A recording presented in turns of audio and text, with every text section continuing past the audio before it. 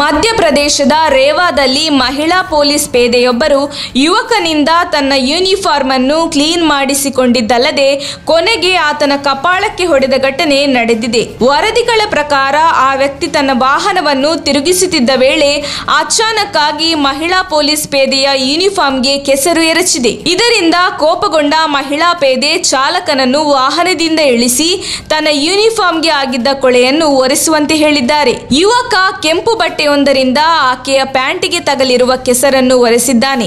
ಇಷ್ಟಾದರೂ ಮಹಿಳಾ ಪೇದೆಗೆ ಸಮಾಧಾನವಾಗಲಿಲ್ಲ. ತಾನು ಆ ಸ್ಥಳದಿಂದ ಹೋಗುವ ವೇಳೆ ಯುವಕನ ಕಪಾಳಕ್ಕೆ ಹೊಡೆದು ಅಲ್ಲಿಂದ ತೆರಳಿದ್ದಾರೆ. ಈ ವಿಡಿಯೋ ಎಲ್ಲೆಡೆ ವೈರಲ್ ಆಗಿದ್ದು ಹಲ್ಲೆ ನಡೆಸಿದ ಪೊಲೀಸ್ ಪೇದೆಯನ್ನು ಶಶಿಕಲಾ ಎಂದು ಗುರುತಿಸಲಾಗಿದೆ. ಈ ವಿಡಿಯೋ ನೋಡಿದ ಜನ ಮಹಿಳಾ ಪೊಲೀಸ್ ಪೇದೆಯ ಬಗ್ಗೆ ಆಕ್ರೋಶ ವ್ಯಕ್ತಪಡಿಸಿದ್ದಾರೆ. ಆತ ಪ್ಯಾಂಟ್ ಕ್ಲೀನ್ ಮಾಡಿದರೂ ಪೇದೆ ಈ ರೀತಿ ಧಿಮಾಕು ತೋರಿಸಬಾರದಿತ್ತು ಎಂದು ಆಕ್ರೋಶ ಹೊರಹಾಕಿದ್ದಾರೆ. ಇನ್ನು ಈ ಬಗ್ಗೆ ಮಾತನಾಡಿದ ರೇವಾ ಎಸ್ಪಿ ಶಿವಕುಮಾರ್, ನಾವು ವಿಡಿಯೋವನ್ನು ನೋಡಿದ್ದೇವೆ. ಮಹಿಳಾ ಪೊಲೀಸ್ ಪೇದೆ ತನ್ನ ಪ್ಯಾಂಟ್ ಅನ್ನು ಆ ವ್ಯಕ್ತಿಯಿಂದ ಕ್ಲೀನ್ ಮಾಡಿಸಿಕೊಂಡಿದ್ದಲ್ಲದೆ ಆತನ ಕಪಾಳಕ್ಕೆ ಹೊಡೆದು ಹೋಗಿದ್ದಾರೆ. ಈ ಬಗ್ಗೆ ಯಾರಾದರೂ ದೂರು ನೀಡಿದರೆ ನಾವು ಈ ಬಗ್ಗೆ ಖಂಡಿತ ಕ್ರಮ ಕೈಗೊಳ್ಳುತ್ತೇವೆಂದು ಹೇಳಿದ್ದಾರೆ. ನಮ್ಮ ತುಮಕೂರು ಮಾಧ್ಯಮದ ವಿಶೇಷ ಸುದ್ದಿಗಳನ್ನು ನಿರಂತರವಾಗಿ ಪಡೆದುಕೊಳ್ಳಲು ಚಾನೆಲ್ ಅನ್ನು ಸಬ್ಸ್ಕ್ರೈಬ್ ಮಾಡಿ. ಕ್ಷಣ ಕ್ಷಣದ ಸುದ್ದಿಗಳಿಗಾಗಿ www.nammathumakuru.com ಗೆ ಭೇಟಿ ನೀಡಿ.